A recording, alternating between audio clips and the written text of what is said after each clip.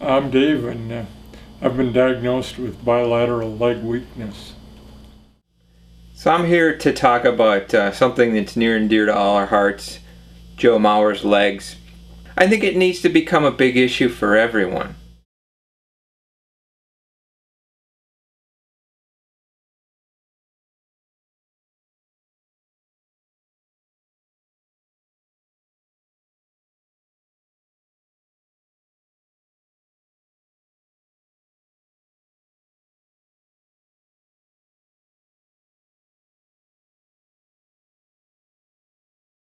Now, on his first at-bat back, Mauer hits a ground ball up the middle that Twins announcer Dick Bramer refers to as a, quote, hot shot. A run scores, and as the runner crosses the plate, Dick Bramer screams, "Again, welcome back to the lineup, Joe Mauer." Meanwhile, Bert Blyleven, unaware that his microphone is still on, is heard cursing in the background. We're going to do this thing over again because I just it up. But Mauer's next hit 3 games later is a ground ball up the middle that Twins announcer Dick Bramer calls a, quote, rocket. The ball is hit so hard that the shortstop has to use his glove to field it. Meanwhile, cameras accidentally catch Bert Blyleven giving the finger to a Hall of Fame voter. Mauer appears in an amazing 61 consecutive games, a streak Dick Bramer says is, quote, far superior to Cal Ripken's 2,632 consecutive games because Mauer plays the torturous position of catcher.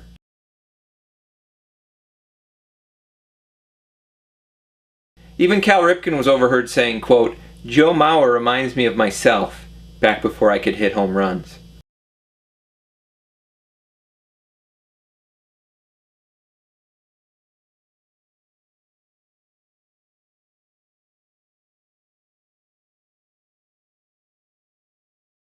Even teammates begin to refer to Mauer as the, quote, Iron Horse. Of course, that's because team ownership had it written into their contracts that they had to say that. Everyone except Delman Young called him the Iron Horse. Delman Young just kept calling him, quote, the man, as in the man that's keeping me down. And of course, Delman Young was soon traded to Detroit.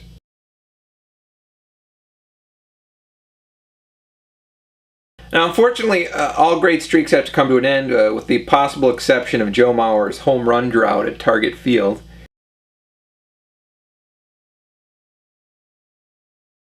That's because the fence in right field is just way too deep to hit a ball over it. That's high and deep to right, and they won't have to review that one. I mean, it's like impossible. Stays put, and Kadire! Tommy sends it deep to right, and there it goes! What are they thinking, putting the fences so deep? Oh my goodness, where's that one, my goodness? Off the top of... Well, at least you won't see any of those low-line drive home runs like the ones that would just barely clear the baggie at the Dome. Tommy rips it to right!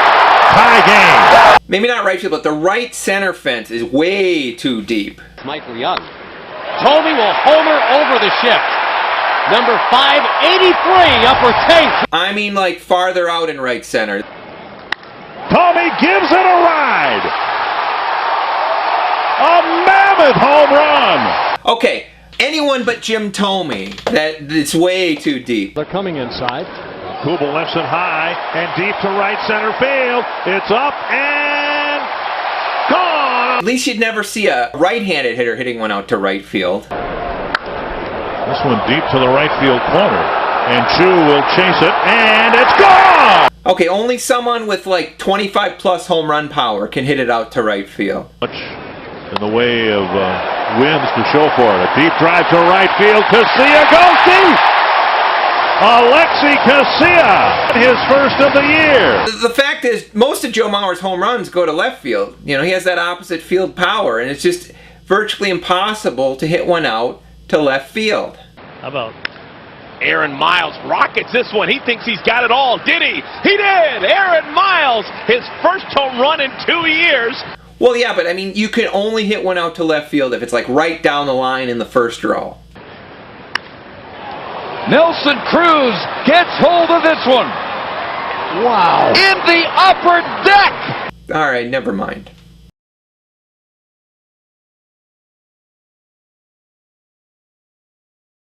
Now the following day, Maurer tells his assistant manager Ron Gardenhire that he can't play. Gardenhire says, "Very good, sir." And Maurer then tells Gardenhire that he, quote, "looks just like a hog." Maurer misses the next week with a stiff neck. The injury is so bad that Maurer claims he, quote, "can barely turn his head to watch the flight of home run balls given up by reliever Matt Capps." Members of the news media not named Sid Hartman begin to wonder whether Joe Maurer is, quote, "soft." Ron Gardenhire defends Maurer, saying, "The paddle Joe uses on me sure isn't soft." When Maurer is asked how he feels about criticism from fans in the media, he says, "What's criticism? I think I heard about that once in prep school, but I think it only happens to poor people."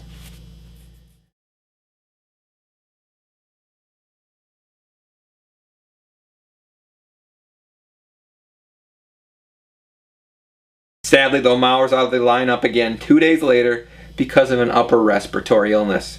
But luckily, Maurer's parents say they plan to switch Maurer to a different daycare center where he will not be exposed to as many sick children. Now, overall, 2011 has been a pretty trying year for Joe Maurer, and the years that follow will be even worse if we don't get beyond ignorant criticisms of his toughness.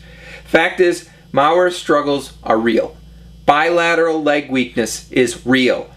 The problem is, it's so rare, nobody understands it. In fact, only 3 people in history have ever been diagnosed with bilateral leg weakness. First was George Costanza. The Yankees are giving me 3 months full pay for doing nothing. I proclaim this the Summer of George! Your legs have sustained extensive trauma. Apparently, your body was in a state of advanced atrophy due to a period of extreme inactivity. The other person diagnosed with bilateral leg weakness was my dad. Once I retired, I just sat around and didn't get enough exercise. I was a couch potato. I just used the remote, and that was about it. Yeah, it was a simple solution once I talked to my physician. All I had to do was get off my backside and move around the room a little bit. Once I got off my butt and did some very light exercise, I noticed an immediate improvement in my symptoms.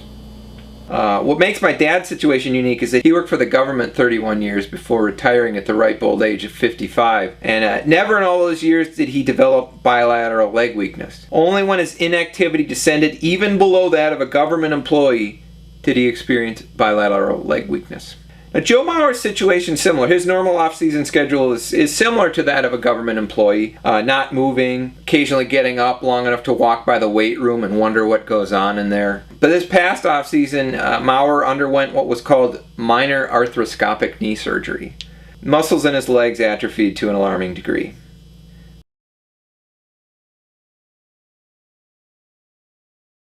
Now, Joe Maurer's perseverance in the face of such overwhelming physical suffering reminds me of another young athlete from up north.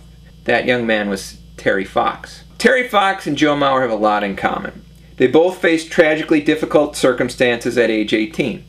At 18, Terry Fox found out he had cancer in his leg and had to have it amputated. Joe Maurer at 18 had to decide whether he would enter the baseball draft and accept a multi-million-dollar signing bonus or go to Florida State and play quarterback and accept a multi-million-dollar signing bonus. Both are responsible for large sums of money changing hands. Terry Fox and his Marathon of Hope have raised over $500 million for cancer research, and over the course of his career, Joe Maurer will earn close to $500 million. Part of which would go to the Joe Maurer Foundation if it existed. Now, both Maurer and Terry Fox chose to battle through whatever overwhelming odds they faced to try to inspire others around them. Terry Fox, with only one leg, decided he would run all the way across Canada, over 5,000 miles, on one leg. He ran a marathon per day into heavy winds and cold weather on one leg.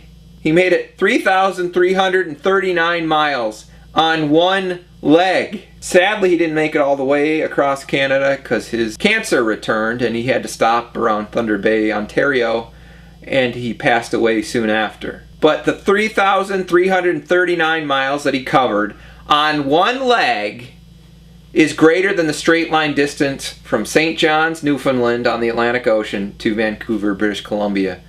Now, Joe Maurer, after being diagnosed with bilateral leg weakness, didn't let it get him down either. He took only 2 months to come back, and he didn't even ask for a raise on his $23 million contract for coming back so soon. The Terry Fox Foundation and other cancer-related organizations are vitally important.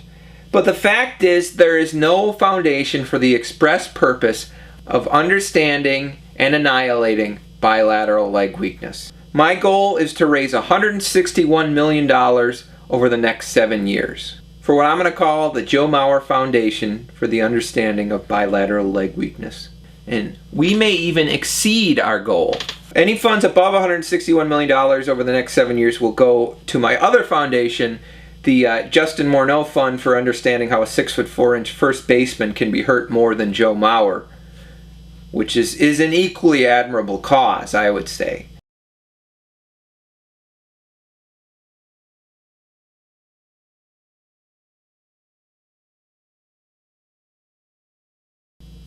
Please support the Joe Mauer Fund for the Understanding of Bilateral Leg Weakness. Because bilateral leg weakness strikes when we're least suspecting it. Because you never expect anything to strike when you're doing nothing.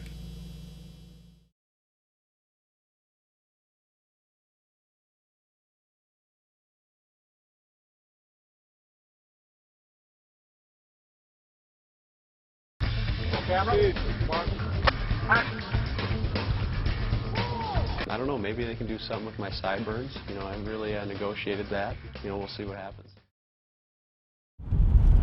Did you ever call in sick from work with sore legs, Dad? I could have got fired. They can't fire Joe Mauer. So. You work for the government. Well, it was hard to fire me, but they could have done it.